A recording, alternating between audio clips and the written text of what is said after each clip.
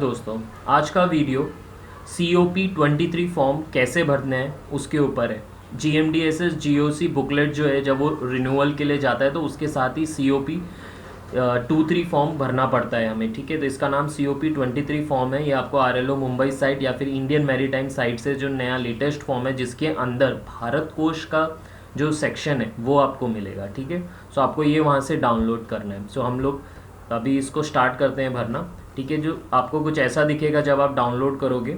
सो उसके अंदर सबसे पहले COP 23 government of India, ministry of communication and information technology, wireless planning and coordination wing. So basically this application is for renewal of COP licence.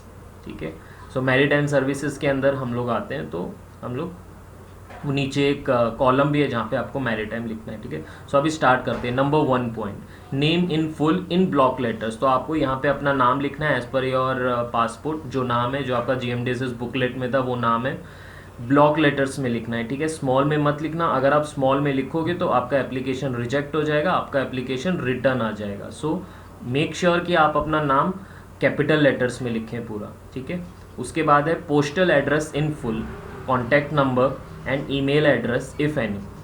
बोल रहा है कि अगर आप अपना उधर एड्रेस लिखो जहाँ पे आपको आपका रिन्यूअल सर्टिफिकेट चाहिए, और कॉन्टैक्ट नंबर, आपका मोबाइल नंबर लिख दो और आपका ईमेल एड्रेस लिख दो। ठीक है, सो अगर कुछ क्वेरी होगी so they can contact you on that. ठीक है, वो सब आप ब्लॉक लेटर्स में ही लिखना। फिर आपको पूछता है nationality. Number 3 point, indicate my by birth और डोमोसाइल।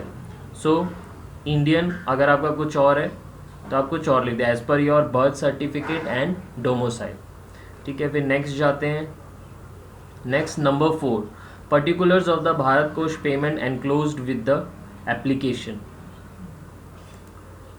तो ये जो है एप्लीकेशन विद द एप्लीकेशन, ये काफ़ी जगह पर वेबसाइट्स पर पुराना फॉर्म दिया हुआ है। ठीक है, तो उसके अंदर स्टेट बैंक ऑफ इंडिया, जो कि अभी बंद हो गया, तो अभी बिकॉज हम अभी ऑनलाइन पेमेंट करते हैं, तो अभी भारत कोश के थ्रू पेमेंट करते हैं, तो अभी इधर भारत कोश का डिटेल लिखना है। ठीक है, तो सबसे पहले जो कॉलम है वो पूछ रहा है आपको PAO code and DDO code. ठीक है, सो वो जो कोड रहता है आपका, अगर महाराष्ट्र सेलेक्ट किया, न्यू दिल्ली सेलेक्ट किया, DDO कोड और PAO कोड वो आपको लिखना है। जब आप फॉर्म भरते हैं तो उसके जो भी महाराष्ट्र के आगे जो कोड लिखा रहता है ना, वो कोड आप यहाँ पे लिख दो। फिर transaction reference number and date, ये आपको जब भारत कोश का से आप पेमेंट कर दोगे, जितना भी 5000 करोगे या 10,000 करोगे, तो ये उधर एक ट्रांजैक्शन रेफरेंस नंबर आएगा, वो सेम ट्रांजैक्शन रेफरेंस नंबर लिख दो। किस दिन आपने फीस पे किया था वो फीस का डेट यहाँ पे लिखना है। ठीक है, transaction reference number and date. Then amount पूछ रहा है, जो भी अमाउंट का आपने किया था, 5000 और 10,000। 5000 is for 20 years validity and 10,000 is for life time. ठीक है, चलो next is number 5 point, particulars of certificate of competency proficiency held by the applicant. ठीक है, तो इसके अंदर बहुत लोग कंफ्यूज हो जाते हैं कि यहाँ पे सेकेंड मेट का COC का डिटेल्स लिखना है कि जो GMDSS GOC है उसका डिटेल्स लिखना है। सो यहाँ पर GMDSS GOC का डिटेल लिखना है, सेकेंड मेट लाइसेंस का डिटेल्स यहाँ पे नहीं लिखना है। ठीक है, तो ये आपको बहुत ध्यान रखना है। अगर आपने सेकेंड मेट का लिखा, आपका रिटर्न आ जाएगा या कैंसिल हो जाएगा आपका application, then you have to reply again. ठीक है, सो नंबर 5 में पहला पॉइंट है class and registration number of certificate. तो आपका क्लास और जो नंबर है, लाइक GOC का जो नंबर है M1245, this is an example. So M है तो मतलब it is the RLO is Mumbai. ठीक है, उसके बाद सर्विस मैरीटाइम एंड एरोनॉटिकल। ठीक है, तो हमारा मैरीटाइम है, सो आप वहाँ पे मैरीटाइम लिख दो।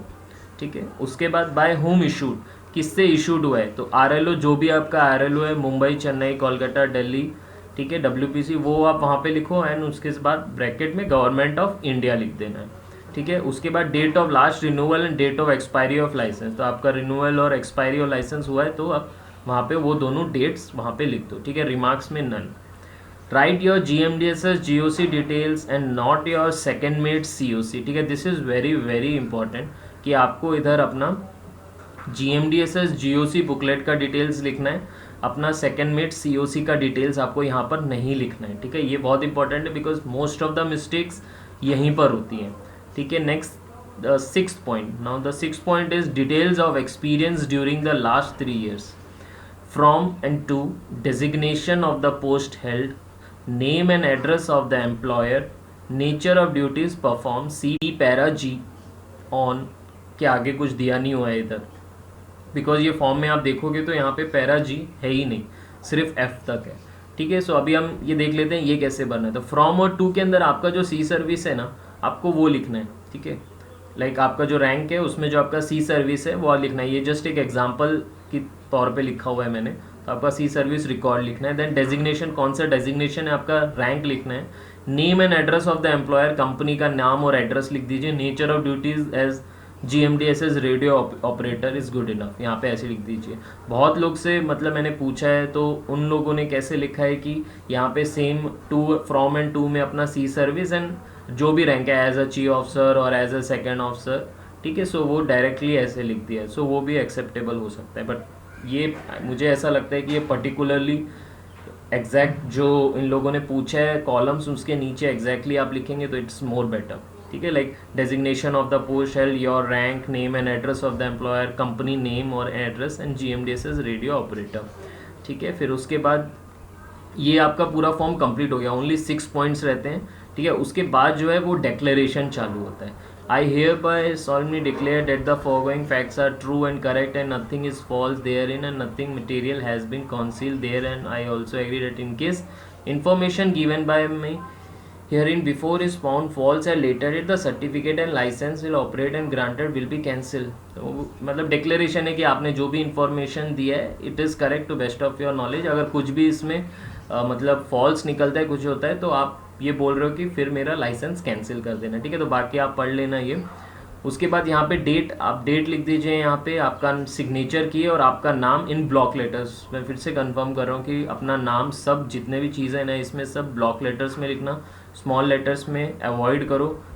कैंसिल हो सकता है, रिटर्न हो सकता है एप्लीकेंट्स, क्योंकि काफ़ी क्वेरीज हैं, आप गूगल पे भी चेक करोगे तो काफ़ी लोग ने ये बोला है कि अगर वो मतलब ब्लॉक में नहीं लिखा है तो काफ़ी रिजेक्शंस हुए हैं एप्लीकेशंस को। ठीक है, फिर नीचे आते हैं।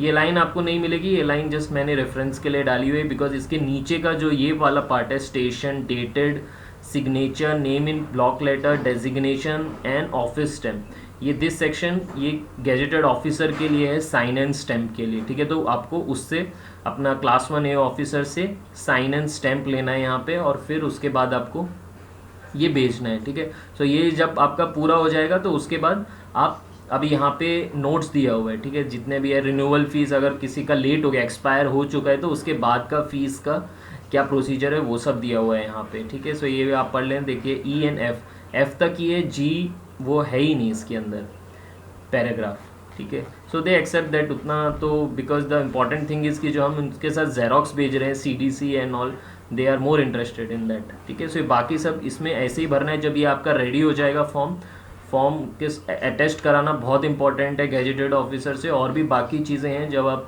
GMDSS GOC बुकलेट रिन्यूअल का वीडियो देखोगे तो उसके अंदर आपको पता चलेगा कि बाकी चीज़ों को भी गैजेटेड ऑफिसर से स्टैम्प एंड साइन कराना है, लाइक CDC के पेजेस, GOC के पेजेस। ठीक है, वो सब साइन एंड स्टैम्प कराने के बाद आपको एनवलप में 50 रुपये का स्टैम्प लेके then you have to send.